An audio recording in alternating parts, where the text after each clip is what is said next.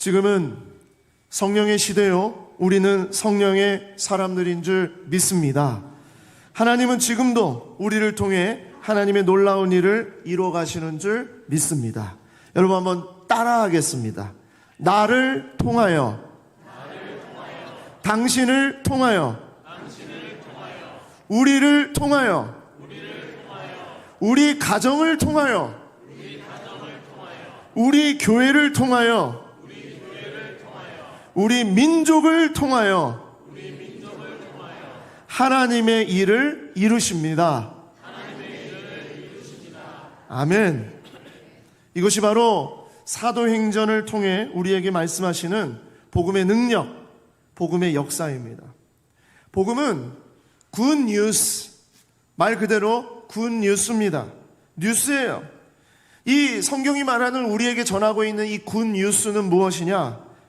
하나님이 세상을 이처럼 사랑하사 독생자 예수 그리스도입니다. 독생자 예수 그리스도를 우리에게 주셨는데 이는 그를 믿는 자마다 멸망하지 않고 영생을 얻게 하려 하심이라.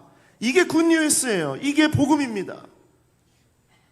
여러분, 이제 짧은 영상 90초짜리를 보여드리겠습니다. 이 영상은요, 지난 2000년 동안 굿뉴스, 복음의 그 흐름이, 복음의 방향이 어떻게 흘러가는지를 90초, 2000년을 90초 안에 보여드리는 영상이에요.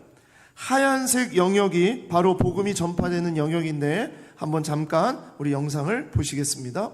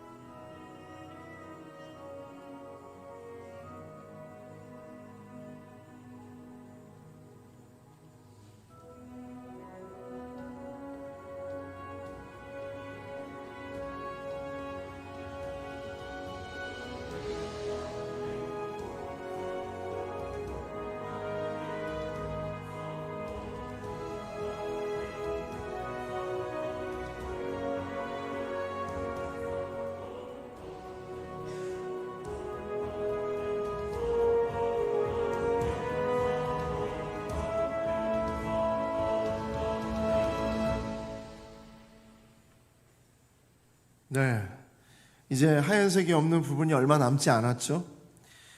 여러분은 이 영상을 보면서 무엇을 여러분 느낍니까? 어떤 걸 느끼셨습니까?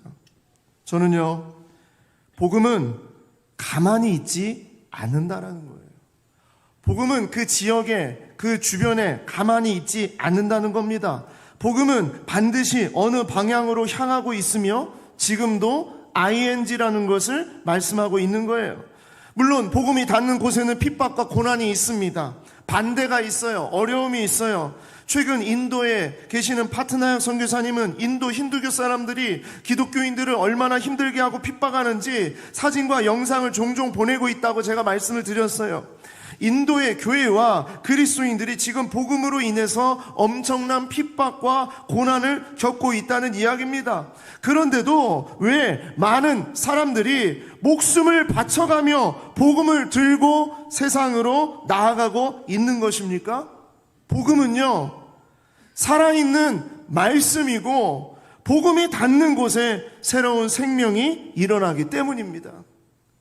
1956년 복음을 전하다가 원주민들의 창과 화산에 무참히 살해당했던 짐 엘리엇과 동료 선교사들을 두고 미국의 유명한 신문에 이런 기사가 실렸습니다. 장래가 촉망되는 젊은이들이 무엇 때문에 멀리 남미까지 가서 제대로 일도 못하고 개죽음을 당해야 하는가? 얼마나 불필요한 낭비인가? 라고 신문에 대서특필이 됐어요. 그러나 나중에 짐 엘리엇의 일기장에서 놀라운 고백이 발견이 돼요. 영원한 것을 얻기 위해 영원하지 않은 것을 버리는 자는 절대 바보가 아니다. 이 한 문장 앞에 그의 아내를 비롯해서 많은 젊은이들이, 많은 후배들이 복음을 들고 선교지로 나아가게 되는 것입니다. 반대가 있으나 오히려 복음은 더 강력하게 움직여 나아가는 것을 보게 됩니다. 복음은 생명력이 있기 때문이에요. 예수전도단의 창시자인 로렌 커닝햄 목사님, I am a missionary, 나는 선교사입니다 라는 이 고백의 한 문장입니다. 하나님이 말씀하셨습니다. 현상 유지에 머무는 삶을 거절하고 부유한 삶의 꿈을 내려놓고 가족을 떠나 먼 땅까지 날아가며 한 번도 들어보지 못한 언어를 배우고 털털거리는 버스를 타고 낙타 등을 타고 아무 곳에서나 자고 아무 것이나 먹으며 뜨거운 열기를 견디고 혹한과 싸우면서도 얼굴에 미소를 띠며 자기 민족이 아닌 다른 나라 사람에게 기꺼이 복음을 가져갈 수 있는 누군가가 나는 필요하다. 그래서 하나님은 선교사를 만드셨습니다. 이 고백 앞에서 많은 젊은이들이 열방으로 나아가고 있고요. 지금도 열방으로 나아가고 있어요. 저는 유럽의 교회가 문을 닫고 젊은이들이 교회를 떠났다고만 생각을 하고 있었습니다. 그러다가 얼마 전에 유럽에서 온 선교사들을 만날 기회가 있었어요. 근데 깜짝 놀랐습니다. 10여 명 정도의 선교사들이었는데 그들이 다 20대 청년들이었어요. 영국, 독일, 헝가리, 스페인, 프랑스 다 달랐어요.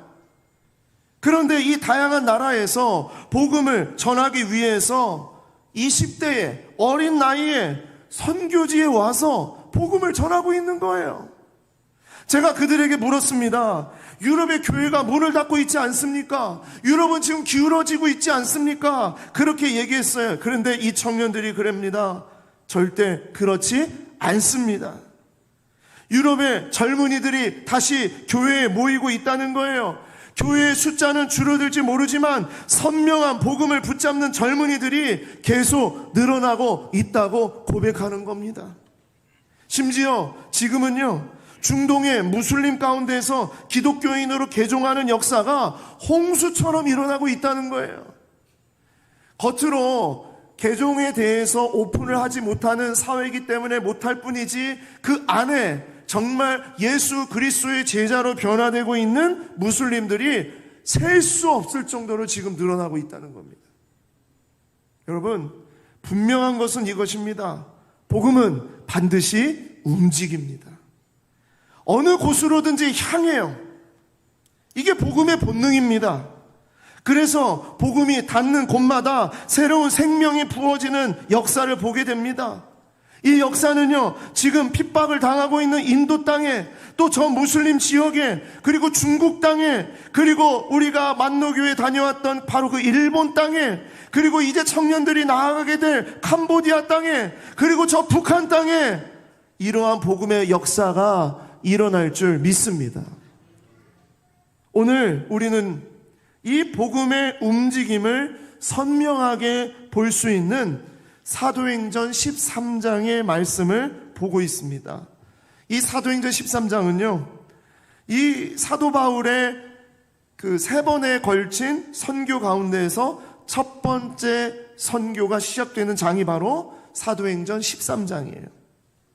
자, 그런데 이 사도행전 13장을 보니까 복음의 선명한 움직임이 바로 13장 안에 담겨져 있다.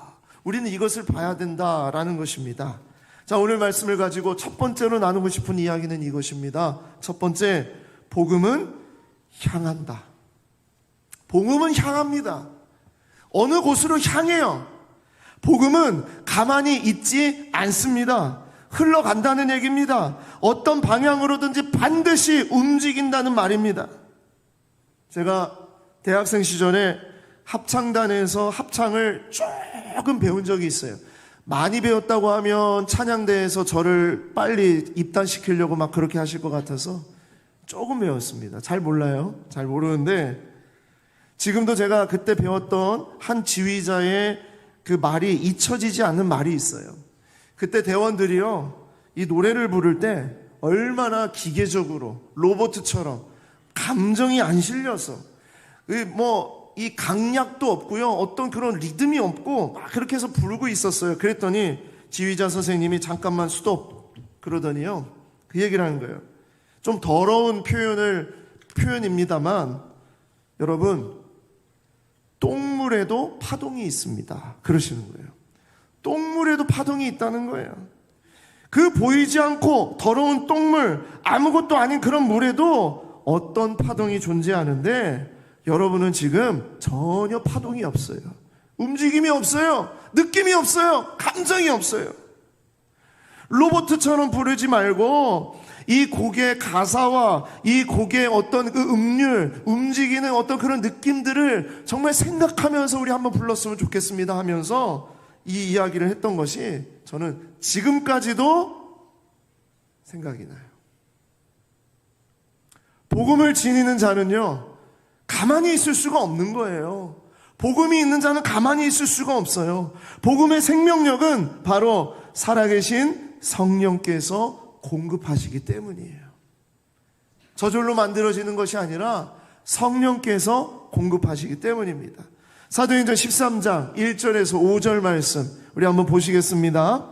안디옥 교회의 선지자들과 교사들이 있으니 곧 바나바와 니게르라 하는 시므온과 구레네 사람 루기오와 분봉한 헤롯의 젖동생 마나엔과 및 사울이라. 주를 섬겨 금식할 때에 누가 이르세요? 성령이 이르시되 내가 불러 시키는 일을 위하여 바나바와 사울을 따로 세우라 하시니 이에 금식하며 기도하고 두 사람에게 안수하여 보내니라. 두 사람이 성령의 보내심을 받아 실루기아에 내려가 거기서 배 타고 구브로에 가서 살라미에 이르러 하나님의 말씀을 유대인의 여러 회당에서 전할세 요한을 수행원으로 두었더라. 여러분, 제가 밑줄 그은 부분을 한번 보시기 바랍니다.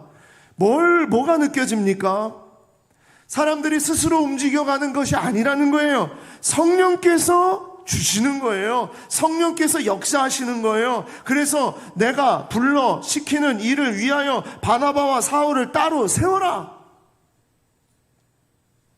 그리고 보내라. 그러니까 두 사람이 성령의 보내심을 받아서 실루기아에 내려가고 배 타고 구브로에 가서 살라미에 이르러서 움직여 나가고 있지 않습니까? 바울의 공식적인 출발은요, 바로 안디옥 교회를 통해서 성령이 세우시고 성령의 보내심으로 바로 그렇게 시작된 것이다라는 거예요. 저는 이것을 통해서 우리에게 전해진 이 복음이 어떻게 움직여가는지를 이 13장은 우리에게 말하고 있음을 보게 됩니다. 1-1 복음은 위에서 아래로, 안에서 밖으로 향하게 돼 있다라는 겁니다. 복음은 위에서 아래로, 안에서 밖으로 향합니다. 복음은 성령께서 성령의 사람들에게 주시는 거예요. 위에서 아래로 주시는 거예요. 그리고 이 성령의 사람들은 다른 사람들에게 안에서 바깥으로 향하는 겁니다. 하나님께서 이스라엘에게로, 그리고 이스라엘에서 열방으로 나아가는 것이에요.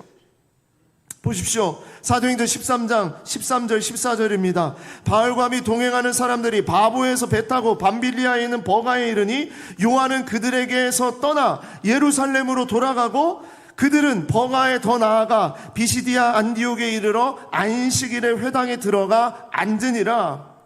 처음 바울이 사역을 시작하는데 어려운 일이 벌어졌어요. 그게 무엇이냐? 함께 동역하고 있었던 요한, 마가 요한이 떠난 겁니다. 나 못해 먹겠어요. 너무 힘들어요.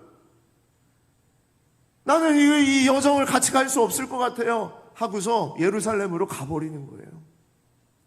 그 이유에 대해서 다음에 기회가 되면 우리가 함께 나누겠습니다만, 바울의 입장에서 어떻겠어요? 처음 시작인데 이제 출발하고 이제 뭔가 사역을 막 이제 하려고 막 움직이고 있는데, 그렇지 않아도 가는 곳곳마다 반대하는 세력들이 있고 유대인들이 죽이려고 막 달려드는데 외부에서의 공격도 너무나 힘든데 내부에서, 내면에서 이 어려운 일이 있어요.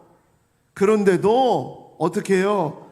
그들은 더 나아가.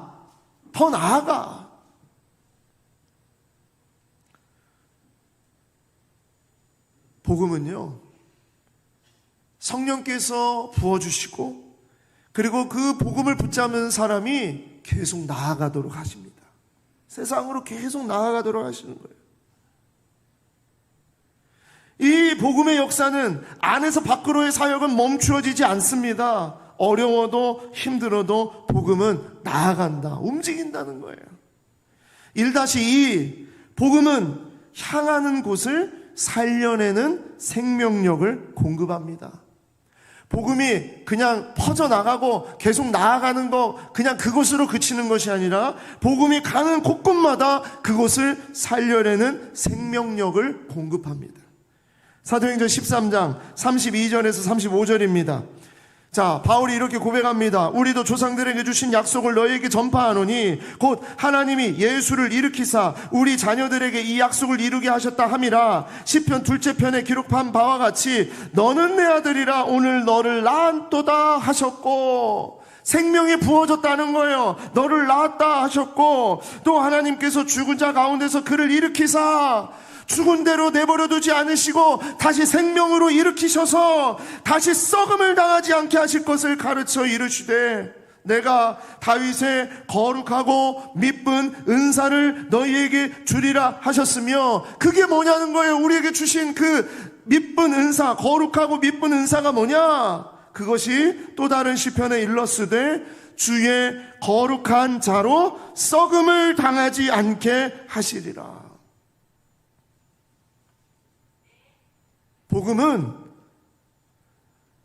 복음이 닿는 곳이 썩음을 당치 않도록 하도록 하시는 놀라운 역사가 있다는 겁니다. 그런데 이 역사는 이미 구약의 말씀을 통해서 복음의 역사를 이렇게 예언하고 말씀하셨어요. 에스겔 47장 8절 9절 말씀입니다. 그가 내게 이르시되 이 물이 동쪽으로 향하여 흘러 아라바로 내려가서 바다에 이르리니 이 흘러내리는 물로 그 바다의 물이 되살아나리라. 성전에서부터 흘러내리는 물이 바다로 나가서 그 바다에 죽어있는 그 바닷물이 다시 되살아나도록 하겠다라는 겁니다. 그러면서 이 물이, 이 강물이 이르는 곳마다 번성하는 모든 생물이 살고 또 고기가 심이 많으리니 이 물이 흘러 들어가므로 바닷물이 되살아나겠고 이 강이 흐르는 각처에 모든 것이 살 것이다 그랬어요.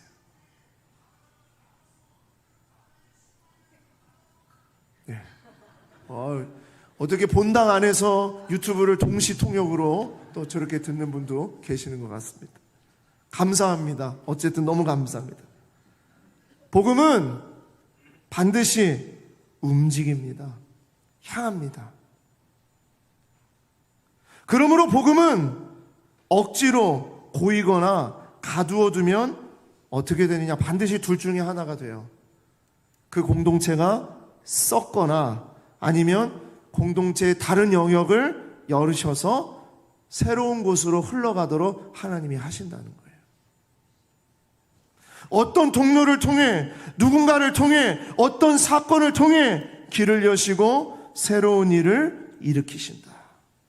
복음은 향합니다. 가만히 있지 않습니다. 그런데 정말 바라기로는 그 복음의 움직임이 바로 우리를 통해서 움직여지기를 간절히 바라는 것이죠. 복음은 하나님의 사람들, 즉 성령의 사람들을 통해 흘러가게 하십니다. 두 번째로 오늘 말씀을 통해 우리가 알게 되는 복음은요, 복음은 교회를 통해 향합니다. 복음은 향하긴 향하는데 무엇을 통해? 교회를 통해서 향하게 하신다라는 거예요. 복음은 주의 몸된 교회를 통해 세상으로 향하게 하십니다. 자, 바울과 바나바가 어떻게 세상으로 향합니까? 사도행전 13장 1절에서 3절입니다. 안디옥 교회에 선지자들과 교사들이 있으니 곧 바나바와 니게르라는 시므온과 구레네 사람 루기오와 분봉한 헤롯의 맏동생 마나인과 및 사울이라. 주를 섬겨 금식할 때에 성령이 이르시되 내가 불러 시키는 일을 위하여 바나바와 사울을 따로 세우라 하시니 이에 금식하여 기도하고 두 사람에게 안수하여 보내니라. 보십시오. 두 사람을 보내는 것이 누굽니까? 두 사람을 보내는 건 교회입니다.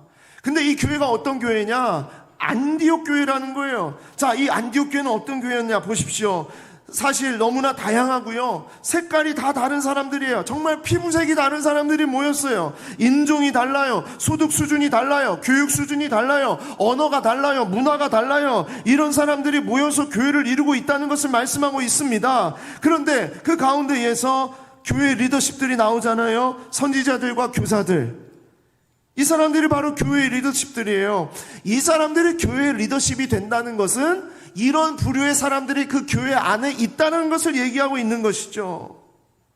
여러분, 그래서 안디옥 교회를 통해서 이 교회를 통해 바나바와 바울을 세상으로 나아가도록 하시는 하나님의 역사가 있었다는 겁니다. 이 안디옥 교회가 열방에 세우신 교회의 모델이 되는 거예요. 안디옥 교회에 대해서 더 알고 싶으신 분들은 지난 화요일 새벽 설교를 참고하시면 감사하겠습니다. 자, 그러면 예루살렘 교회는요? 예루살렘 교회는 불필요했나요? 어떤 교회인가요? 이렇게 궁금해 하시는 분이 있을 수 있는데 아니요. 예루살렘 교회는요, 모든 이방의 교회의 어머니 역할을 하는 아주 기본이 되는 교회가 됩니다. 지난주에도 말씀을 드렸습니다만 성령님은 예루살렘 교회를 통해서 이방에 나타난 복음의 전파와 성령의 역사를 인증하게 하셨어요. 유대인을 통해서, 예루살렘의 제자들을 통해서, 예루살렘의 사도들을 통해서 이방에 성령을 부어주시는 하나님의 일을 인증했다는 거예요. 그리고 그곳에 교회가 세워지도록 했습니다. 이것이 교회를 세우시고 복음을 전파하시는 하나님의 질서입니다. 하나님은 예루살렘 교회를 통해 복음의 능력과 부흥을 허락하시고 그리고 예루살렘 담장을 넘어가도록 하신 겁니다. 왜? 예루살렘이 복음을 붙잡고 고이고 있었기 때문이에요. 흘러가게 하지 않았기 때문입니다. 폐쇄적인 공동체로 나아가고 있었기 때문이에요. 그래서 하나님은요, 폐쇄적인 공동체, 우리만 아는 공동체는 반드시 하나님께서 열어 젖히는 일을 하십니다. 썩어서 그 안에서 어떤 문제가 일어나게 하시든지 아니면 어떤 다른 통로를 통해서 복음이 흘러가도록 하신다는 거예요. 자, 그렇게 해서 안디옥 교회로 복음이 나아가게 된 것입니다. 자, 사도행전 11장 19절 말씀을 부터 한번 보시겠습니다. 자, 안디옥 교회가 어떻게 세워졌는가? 그때에 스데반의 일로 일어난 환란으로 말미암아 흩어진 자들이 베니게와 구브로와 안디옥까지 이르러 유대인에게만 말씀을 전하는데 그랬다는 거예요. 예루살렘의 성도들이 다른 이방의 지역으로 다 흩어졌는데 그들이 복음을 어떻게 붙잡고 있었냐? 여전히 유대인에게만 말씀을 전하고 있었다는 겁니다. 그런데 그 중에 어떤 사람들이 나타나냐? 구브로와 구레네 몇 사람이 안디옥에 이르러 헬라인에게도 말하여 주 예수를 전파하니, 이런 일이 이제 벌어지는 거죠. 이렇게 전파하니 주의 손이 그들과 함께 하심에 수많은 사람들이 믿고 주께 돌아오더라. 안디옥에 이방 사람들이, 헬라 사람들이, 예수를 믿는 사람들이 늘어나기 시작을 합니다. 그러니까 어떻게 해요? 예루살렘 교회가 이 사람들의 소문을 듣고 바나바를 안디옥까지 보내니, 바나바가 안디옥에 이르러 하나님의 은혜를 보고 기뻐하여 모든 사람에게 굳건한 마음으로 주와 함께 머물러 있으라 권합니다. 왜? 교회를 세우려고. 그곳에 이제 교회를 세우려고. 근데 바나바는 혼자 하지 않아요. 바나바는 착한 사람이요 성령과 믿음이 충만한 사람이라 이에 큰 무리가 죽게 더하여 지더라. 바나바가 사울을 찾으러 다소에 가서 예수님을 만나고 예수님을 인격적으로 만나고 그가 이제 정말 예수의 제자로서 준비하고 있었던 시절이 바로 다소에서 있었던 시절이에요. 사울의 고향. 그런데 이곳에 머물러 있었던 10년 정도 사울이 거기에 머물러 있는데 그에게 다가가서 그를 부릅니다. 그리고 어떻게 해요? 만남에 안디옥에 데리고 와서 바나바와 사울 둘이서 교회에 1년간 모여 있어 큰 무리를 가르쳤고 제자들이 안디옥에서 비로소 그리스도인이라 크리스찬이라는 일컬음을 받게 되었더라. 뭐가 보입니까? 하나님이 어떻게 안디옥 교회를 세워가고 계셨는가를 우리는 볼 수 있는 거예요. 자, 그렇게 돼서 이렇게 성장한 안디옥 교회가 바나바와 사울, 이제 나중에 헬라어로 바울이라고 이름을 바꾸게 되죠. 바나바와 바울을 안수하여 선교사로 파송을 하게 되는 겁니다. 어느 교회가요? 안디옥 교회가. 여러분, 하나님의 사람들, 즉 성령의 사람들, 성령의 교회는요, 하나님의 새로운 일을 기대하며 받아들이는 것입니다. 그리고 세상으로 나아가는 것입니다.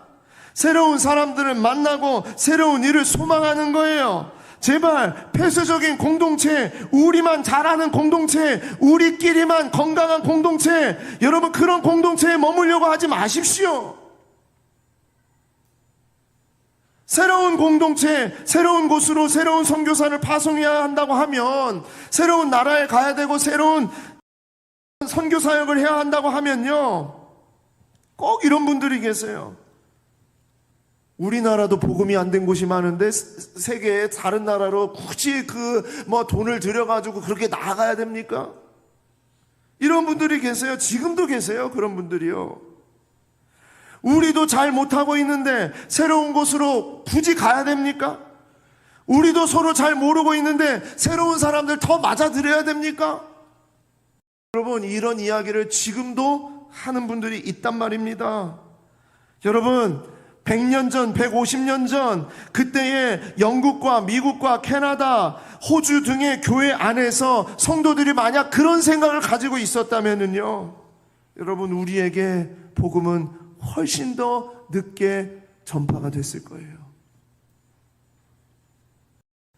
성령의 충만은, 복음의 역사, 복음의 흐름은요, 우리의 조건이 채워져서 되는 게 아니에요. 우리가 갖춰져서 우리가 준비가 돼서 되는 게 아니라고요. 그 준비의 타이밍은 하나님이 가지고 계십니다. 우리는 여전히 부족하고 여전히 미련하지만 주님께서 채워주시고 넘치게 하시면 흘러가게 하는 게 복음의 역사예요. 그런데 아직도 우리만, 정말 우리 공동체만, 우리 교회만 여러분 그렇게 생각을 하고 있다면 복음의 역사는 흘러갈 수가 없어요. 고이는 겁니다. 반드시 교회는 복음을 세상으로 향하도록 하는 통로가 돼야 된다는 것이에요. 이것이 교회의 역할입니다. 그리고 세 번째로, 복음은 복음을 기뻐하는 자에게로 향합니다. 제가 오늘 정말 나누고 싶은, 모든 이야기가 다 나누고 싶은 이야기지만 포인트, 복음은 복음을 기뻐하는 자에게로 향합니다. 사도행전에 나타나는 복음의 방향을 보면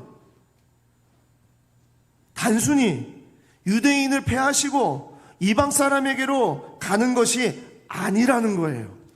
여러분, 사도행전을 잘 보십시오.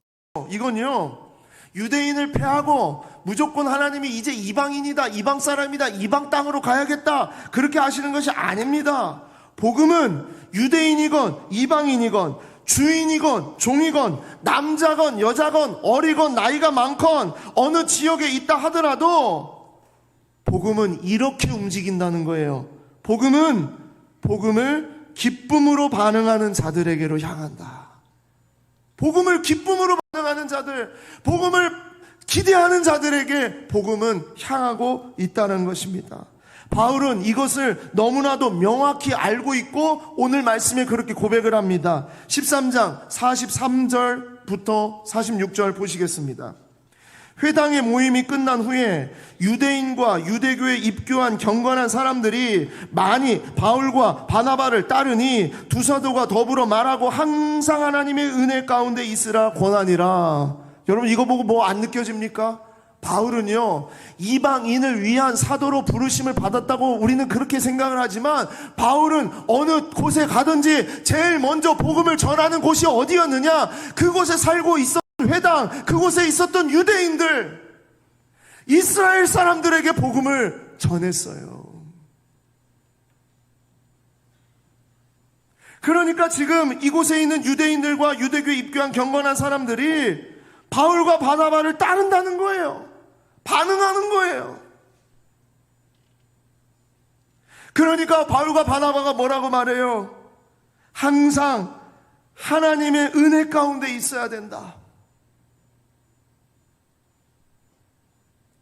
이방 사람들에게 지금 말하는 게 아니에요. 유대인들에게 하는 얘기예요.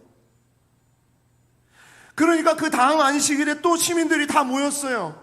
일주일이 지나서 안식일에 온 시민이 거의 다 하나님의 말씀을 듣고자 하여서 모였는데 다른 유대인들이 아마도 이들은 뭐 전통적으로 그곳에서 기득권을 가지고 또 종교적인 어떤 이런 자리에 있는 그런 리더들이었겠죠. 그들은 뭐라고요? 유대인들이 그 무리를 보고 어땠어요? 이 사람들은요, 시기가 가득하여 바울이 말한 것을 반박하고 비방하거늘. 여러분 이 사람들의 태도가 어떻습니까? 반박하고 비방하는 거예요. 반박하고 비방하는. 그러니까 자, 바울이 이렇게 말합니다. 바울과 바나바가 담대히 말하여 이르되 하나님의 말씀을 마땅히 먼저 너희에게 전할 것이로되. 너희가 누굽니까? 유대인들이죠. 너희에게 하나님의 말씀이 먼저 주어지지 않았느냐. 우리가 바로 그 일을 맡은 자들이 아니냐, 그 얘기입니다. 그런데 너희가 그것을 버리고 영생을 얻기에 합당하지 않은 자로 자처하기로 복음이 어디로 흘러가요? 우리가 이방인에게로 향하노라. 하나님의 마음입니다. 하나님의 마음이에요. 복음이 유대인들에게 안 가려고 한 게 아니에요. 복음은요, 복음을 기쁨으로 반응하는 자들에게 흘러간다는 겁니다. 유대인들 가운데서도 복음 앞에 반응하고 항상 하나님의 은혜가 있기를 바라는 자들이 있었다는 얘기예요. 제자들처럼, 사도들처럼. 하지만 다른 유대인들, 그들은 시기가 가득하여 복음을 반박하고 비방했다는 거예요. 먼저 받은 자들, 먼저 누릴 수 있는 자들, 먼저 알게 된 자들은 버리고 영생을 얻기에 합당하지 않은 자로 자처하니까 복음은 어디로 흘러갑니까? 이방인에게로 향하노라. 이방인에게로 향하게 되는 겁니다. 이미 이스라엘 백성이 어떤 백성이냐? 사도행전 13장 47절에 바울이 이렇게 고백해요. 이것은 이사야 49장에 나오는 말씀입니다. 주께서 이같이 우리에게 명하시되 내가 너를 이방의 빛으로 삼아. 너가 누굽니까? 이스라엘입니다. 이스라엘을 이방의 빛으로 삼아 너로 땅끝까지 구원하게 하리라 하셨느니라. 이미 하나님이 그렇게 말씀하셨잖아. 이미 우리를 통해서 하나님이 땅끝까지 복음이 증거되도록 우리를 사용하겠다고 하셨잖아. 근데 왜 반응을 이렇게 안 해? 유대인들은 안 하는 거예요. 비방하고 시기가 가득하고 그러면서 핍박하고. 그런데 이 반응을 누가 해요? 이 말씀 앞에 반응을 사도행전 13장 48절 49절입니다. 이방인들이 듣고 기뻐하며 말씀을 찬송하며 영생을 주시기로 작정된 자는 다 믿더라. 주의 말씀이 그 지방에 두루 퍼지니라. 누가요? 듣고 기뻐하여 찬송하는 자들에게로 복음이 지금 흘러가고 있는 것을 말씀하고 있는 겁니다. 자, 그러면 유대인들이 정신을 똑바로 차리고 이 귀한 복음을 받아들여야 하는데 오히려 유대인들은 어떻게 합니까? 바울과 바나바를 박해하고 쫓아내요. 사도행전 13장 50절 52절입니다. 이에 유대인들이 경건한 귀부인들과 그 신의 유력자들을 선동하여, 정말 아주 나쁜 짓이죠. 선동은 자기가 싫으면 자기만 싫다고 하면 되는데 사람들을 선동시키는 거 정말 나빠요. 자, 선동하여 바울과 바나바를 박해하게 하여 그 지역에서 쫓아내니, 근데 어떤 일이 벌어진지 아세요? 자, 두 사람 바울과 바나바는 그들을 향하여 발에 티끌을 떨어버리고 쫓겨나가서 나가야 되니까 나가잖아요. 그쵸? 다른 곳으로 가는 거예요. 그런데 그 땅에 있었던 제자들은 자, 기쁨과 성령이 충만하니라. 제자들, 이게 바나바와 바울을 말하는 게 아닙니다. 여기에 제자들은 바로 그 이방 땅에서 복음을 기쁨으로 받아들이는 바로 이방 사람들이 제자들이라고 불리는 거예요. 복음을 기쁨으로 반응하는 자들이 예수님의 제자다라는 것입니다. 복음은 복음을 기뻐하는 자들에게로 향한다는 겁니다. 복음을 반박하고 비방하는 자들에게, 불평하고 짜증내고 시기하고 질투하는 자들에게는 복음이 향하지 않습니다. 복음은 기뻐하는 반응을 가진 자들에게로 향하는 거예요.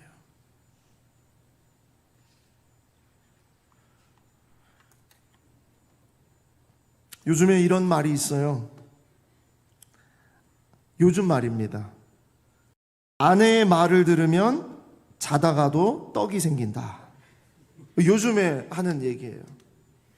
근데 저는 이 말 말고 저는 어렸을 때부터 제가 만든 말이 하나 있어요. 저의 경험과 저의 이 삶으로 분명하게 말할 수 있는 거. 반응을 잘하면 자다가도 떡이 생긴다. 인사를 잘하면 자다가도 떡이 생긴다. 이게 제가 만든 이야기입니다. 저는요, 어렸을 때 부모님에게 정말 무섭게 혼나본 적이 있는데, 많이 혼났어요. 초등학교 6학년 때까지 맞고 그렇게 살았어요. 근데 성적 떨어져서, 학교에서 점수가 떨어져서 그렇게 해서 맞은 적은 한 번도 없어요. 정말 뭐 포기를 하신 건지는 잘 모르겠지만 아무튼 없어요. 그것 때문에 혼난 적 없어요. 그런데 제가 정말 혼나게 될 때가 있는데, 그게 뭐였냐? 시골에서 길을 걸어가다가 지나가시는 어른에게 인사를 하지 않으면 그렇게 혼났어요. 아니, 제가 살아봤자 뭐 한 10년? 뭐 이 정도밖에 살아보지 못했는데 동네 어른들을 제가 어떻게 다 합니까? 그런데 동네 어른들, 모르는 사람이라도 어떤 사람이라도 만나면 인사를 하라는 거예요. 저는 모르는데 어떻게 인사를 해? 그런데 인사를 하라는 거예요. 한 번은 지나가는데 어르신이 이렇게 지나가시는데 어머니가 이렇게 지나가다가 인사를 했어요. 근데 제가 인사를 안 하고 그냥 이렇게 하고 그냥 지나갔어요. 지나갔는데 그 다음에 저를 딱 세우시고 그 자리에서 아주 혼을 냈어요. 그렇게 인사를 안 하면 혼이 났습니다. 그러면서 했어요. 인사를 하는 훈련, 인사를 하는 훈련. 그래서 어른을 보면 인사를 그렇게 하게 되었어요. 어렸을 때 말이죠. 그래서 그냥 무조건 그냥 뭐 차를 타고 지나가는 어른이든 안녕하세요. 저기에서 그 송아지를 끌고 가는 뭐 어른이든 안녕하세요. 뭘 하든 안녕하세요. 안녕하세요. 인사를 했어요. 그렇게 예의를 갖춰서 인사를 하고 하다가, 그러던 어느 날, 제가 어렸을 때 정말 가난하게 살았다고 말씀을 드렸는데, 어느 날 어머님이 나 이렇게 막 이 보자기에 쌓인 그런 보따리 하나를 이렇게 큰 거를 가지고 오시면서 그러는 겁니다. 어머니, 그게 뭡니까? 그랬더니 야야야야, 이게 새 이불이야, 새 이불. 새로운 이불 한 채를 이렇게 짊어지고 오시는 거예요. 그래서 아니, 어디서 놓은 이불입니까? 그랬더니 야, 너 저기 산에 사는 그 보살 알지? 보살.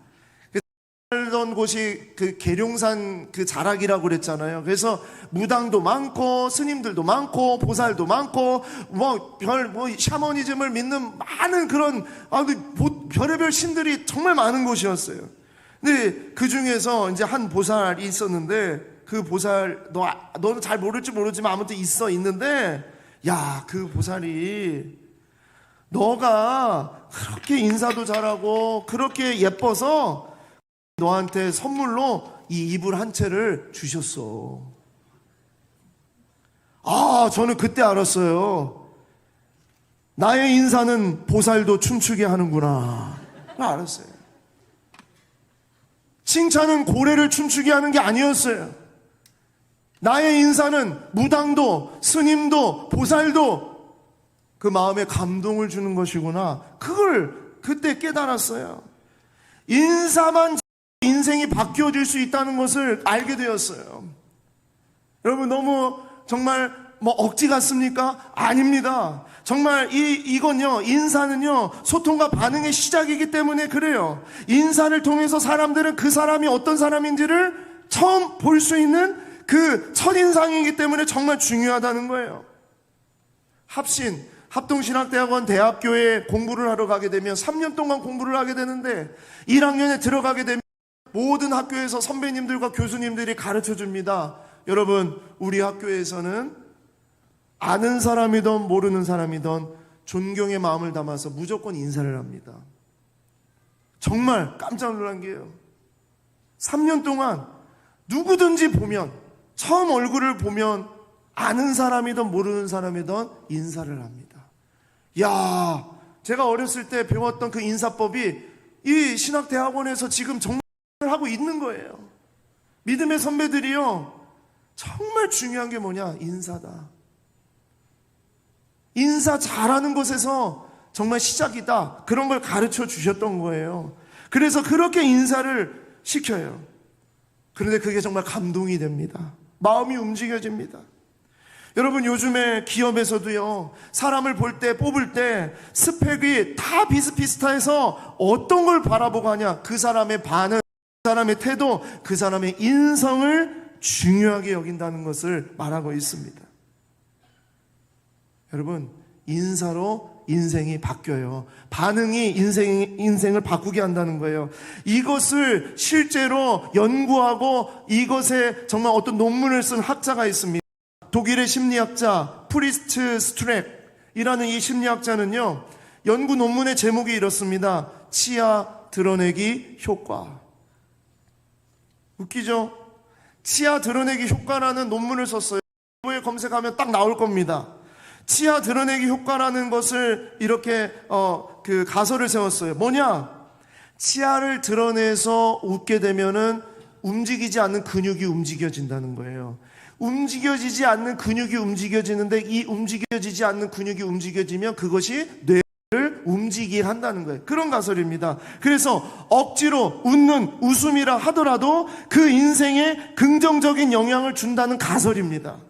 너무나 놀라운 게, 그 연구에 이런 말이 있어요. 웃음 근육은 1차적으로 대뇌의 웃음, 운동, 중추와 연결되어 있기 때문에 뇌 웃음, 운동, 중추의 활성화가 웃음 근육을 움직이게 하기도 하고, 이와는 역방향으로 웃음 근육이 먼저 사용되고 그 결과로 뇌의 웃음 운동은 중추가 활성되기도 한다. 무슨 말인지 모르겠어요. 저도 잘 모르겠어요. 자세히 읽어보니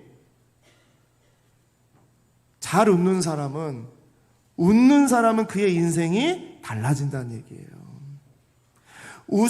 더 웃으려고 하고 더 밝은 태도를 대하는 사람은 그 사람의 삶이 밝은 사람으로, 밝은 태도로 바뀐다는 거예요. 긍정의 사람, 소망이 있는 사람, 저 사람은 정말 괜찮은 사람, 여겨지게 되어서 그 마음이 이 세상을 움직여갈 수 있는 마음으로 바뀐다는 거예요.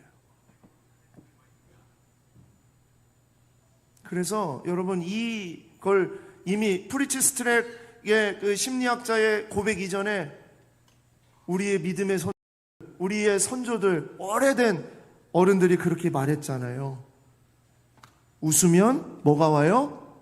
복이 와요. 웃으면 복이 와요. 반응입니다, 반응. 사도행전 13장은 우리에게 이렇게 말씀을 하고 있는 겁니다. 복음을 기뻐하는 자에게, 기뻐하는 반응을 하는 자에게로 향한다는 거예요.